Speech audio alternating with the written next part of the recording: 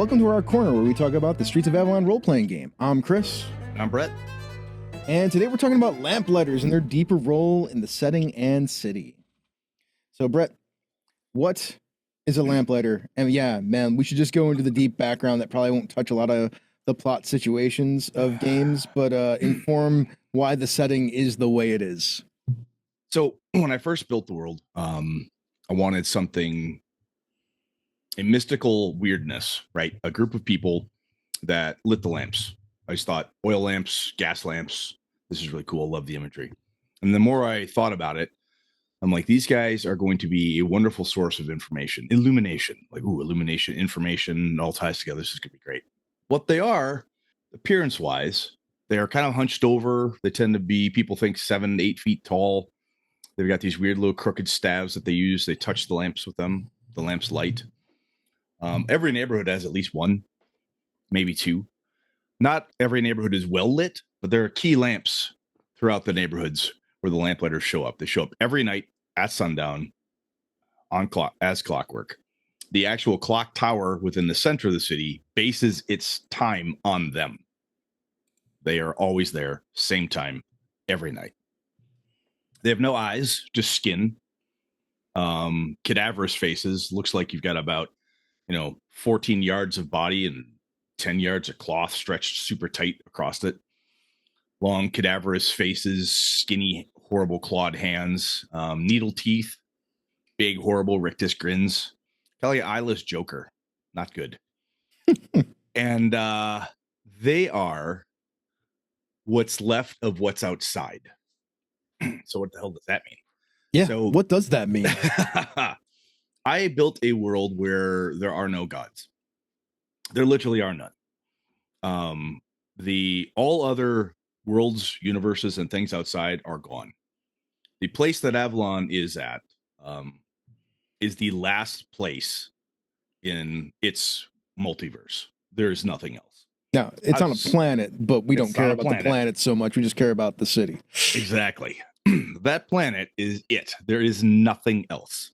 Everything outside has been consumed, subsumed, suborned by Erlig and its minions. Erlig is the horrible outer dark creature.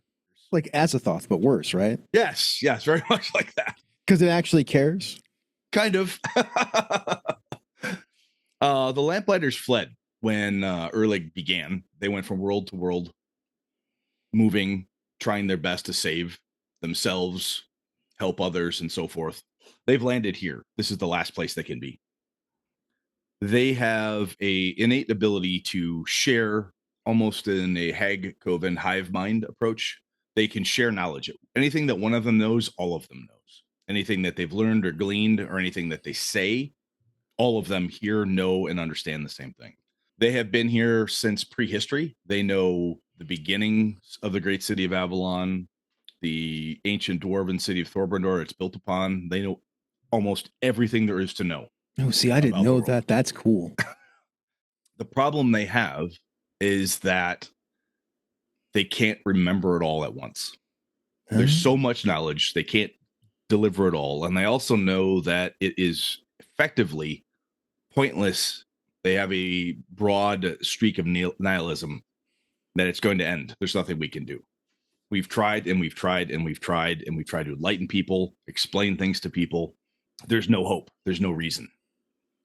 Now, that said, when your back's against the wall and you need information, you need to know something. You've got to figure out a clue. You're stuck.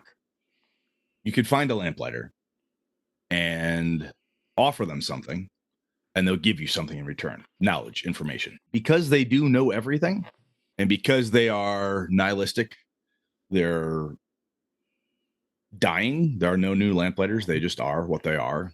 They have almost a nursery rhyme, cryptic approach to delivering data. Sometimes they'll tell you something straight, but a lot of times it's hidden in allegory and illusion about what it is or what it could be. What a lamplighter often wants, famously so in our actual play podcast, they tore out one of the characters' eyes. They took her eye. I have had them ask for a candle made from the fat of a stillborn baby. They have eaten. They usually devour the things that they're given. They have asked for the spectacles from a blind map maker. They have the left hand of an honest man. Things like that. Is some strange stuff. It's some weird shit. I gotta know, what do they get out of that? Like, is it just because it's fun? For you, is it because it's fun for you? One, it's wicked fun for me because people are like, oh fuck, I gotta go find that. And sometimes players who've been doing this for a while in Avalon, like, I'm gonna go and I'm gonna offer them X instead. I don't want to be sent off on a weird ass quest. I want to bring them a thing. They found a three-toed left-handed cat skull. I have that. I will bring it to them. I have the pin feather from an albino raven. I will carry that with me just in case it might do something. I just love the idea that we'll never explain why they ask for such weird stuff. They just do. They do. They need it. There's a reason they need it, and they don't share that reason. They are more than happy, generally speaking, to continue to light the lamps and do their best to help those who are willing to do something. And that's why they talk to the player characters. The NPCs around you often never get spoken to. People who interact with Lamplighters in a violent manner are usually found in small chunks. It does not go well, or just disappeared, right? Mm-hmm. It's not good. As a player, your characters are talking to them. As you build your reputation within that neighborhood, as you continue, the more good you do, the more light and hope you bring. Sometimes the Lamplighter just tells you stuff out of the goodness of its weird, desiccated heart. I think that's probably the worst moment. When the Lamplighter walks up to you and tells you something, because they're obviously manipulating you into doing something. Yes. I've had the Lamplighter look across the street, one little crooked finger, just wave the players over, like, fuck, what's that want? What does it need? They're meant to be scary. They're meant to be difficult. I don't use them as a game master fiat. They're not this like magic. Oh my god, the players are stuck. Throw a lamplighter at them. That's not what they're there for. They're there for when all else has failed, or they can also be used as a wonderful, like they are the only witness. Granted, they have no eyes, but they know and see apparently everything. I've had a lamplighter be the only thing that was known to be outside of a murdered person's home. I got to talk to it. It's the only thing that was around that we can see or understand that was there. What are they going to tell me?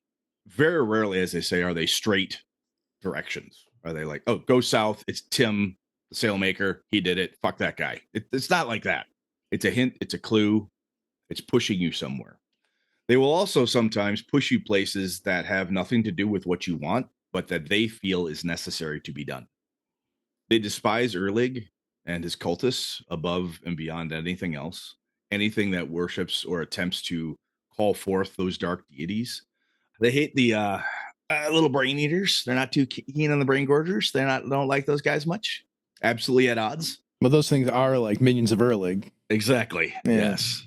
But apart from that, they do their thing for their reasons. And as I say, the best thing that the player characters can get into with them is as they bring more hope and they bring more light to the neighborhood, they can get attention. Freer, less weirdly asked, and sometimes even a bone thrown their way. Interesting. So I got some questions. I'm always so fascinated by the Lamplighters. I love them so much.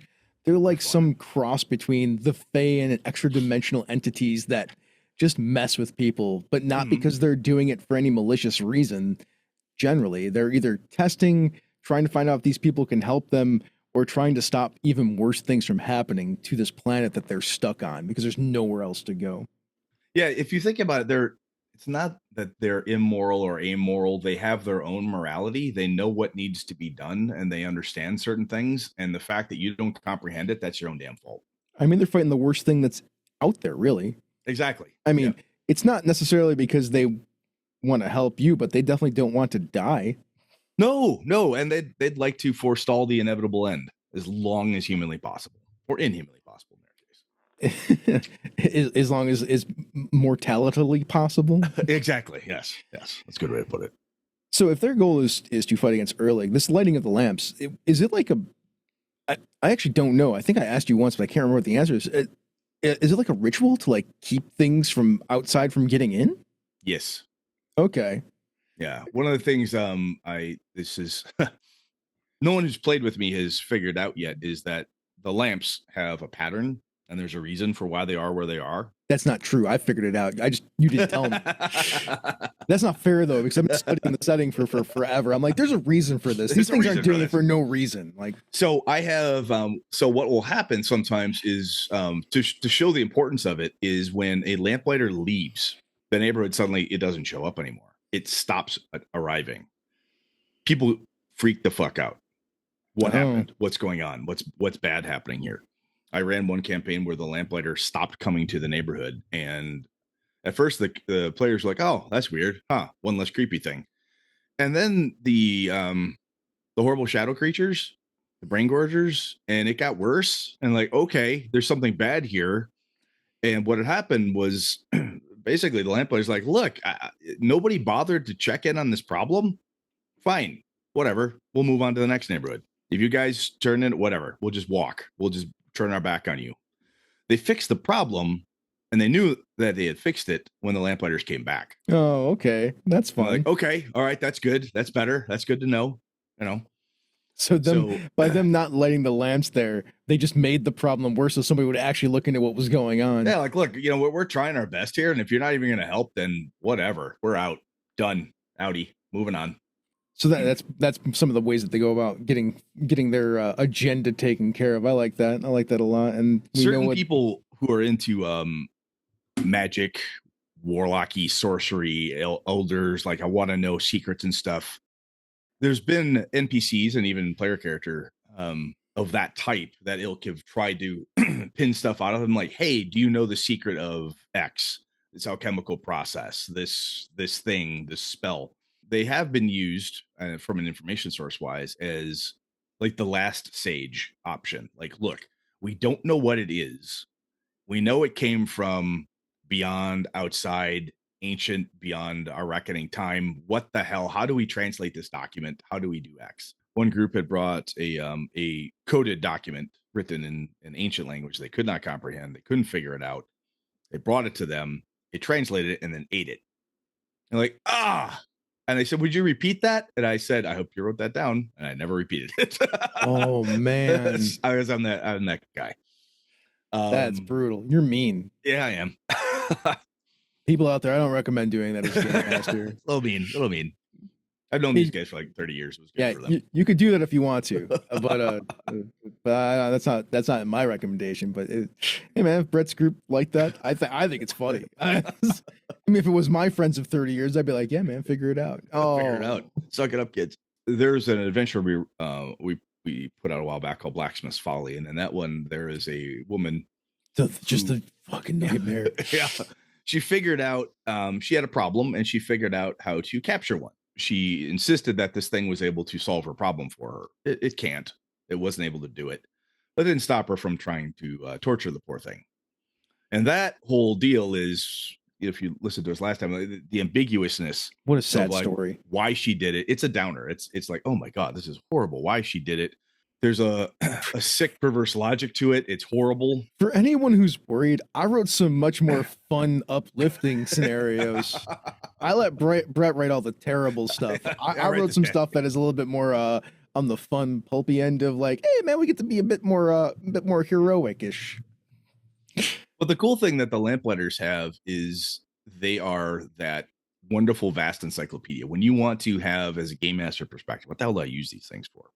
They have wisdom, they've got knowledge, they invoke fear. And when they want your character's attention, the players usually go, oh my God. And they attention is focused rapidly, laser focused on the discussion, what's happening, and they pay attention. If the Lamplighters deem the thing that they're going to tell you or talk to you about important enough to tell and talk to you about, you damn well better pay attention. And everybody figures it out real fucking fast. Yeah. I guess I got one more question about them. I mean, we understand that with how they function in the setting now, and what they're here, why they're here, what's going on, which is all really cool stuff to me. I always loved it, and I thought it'd be worth letting people know about it. What happens when a lamplighter loses it and goes off the rails? I've named them Lightbringers in honor of a certain fallen angel. I've only done it once in a campaign where Lamplighter lost it for whatever reason. It just broke. The other Lamplighters collectively found the characters.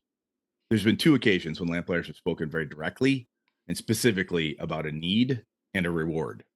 The first was in Blacksmith's Folly. There's some very direct information. And this time, when the Lamplighter went crazy, it was problem, what we need done, what we can do to help you, and what we will do for you afterwards. The Lamplighters themselves, because of how they're built, they cannot take much action against each other. They know everything that everybody else knows. Mm-hmm. So the fact that the other Lamplighters like, look, here, I need you men and women to go take care of this for me. Like, okay, then the bad guy knows too. He doesn't know how you're going to do it. So it's a cautious, explorative, like, here's the stuff we know. Here's the thing. Go deal with that. They all know everything that everyone else knows. It's a hive mind. If they stress themselves too much and try to reach in and grab that insane Lamplighter's brain, they will all go mad. Yeah, that'd be bad. I was going to ask bad. that. I mean, like, they must be closing their minds off against that one, right? Yeah. So it's like last gasp. We're giving this knowledge to you all, and then we got to shut down. We have to like put up the walls. We can't communicate. It's going to get bad. Go solve this problem. We can't do it. And then, if I remember correctly, you told me that particular Lightbringer Lamplighter is essentially the Incredible Hulk, and it's bad. Yes, yeah. It's very angry and very violent. In that particular case, it had decided that, you know what, I've had it, and was starting to partner/work with brain gorgers. Oh, that's awful. Yeah, it went way off the deep end. Like, you know what, screw it. I might as well worship Erlig like everybody else. The only way to survive is to join up. To join up with the evil. Yeah. Well, that is our discussion of Lamplighters. That was pretty fun. You like a Lamplighter? I like a Lamplighter. Cool. They're fun. Like I said, it's the don't. My advice to people is, I've told people this before, like, oh, I could do this. I'm like, my advice is they're not the Game Master Fiat. They don't come in and fix all your problems and so forth. They're meant to be these very potent beats, narratively speaking. Like, oh, this would be really cool if a Lamplighter delivered this message. They feel like the ultimate, like, you can have some help for this terrible cost. Exactly. And every once in a while, you'll have your players, if it goes well, once, maybe twice, they're like, I'm going to talk to Charlie the Lamplighter. I even named him Charlie. Oh, boy. Yeah, don't be afraid to make that not go so well the next time. Yeah. Thank you for listening to Under the Lamplight, the Streets of Avalon role-playing game podcast.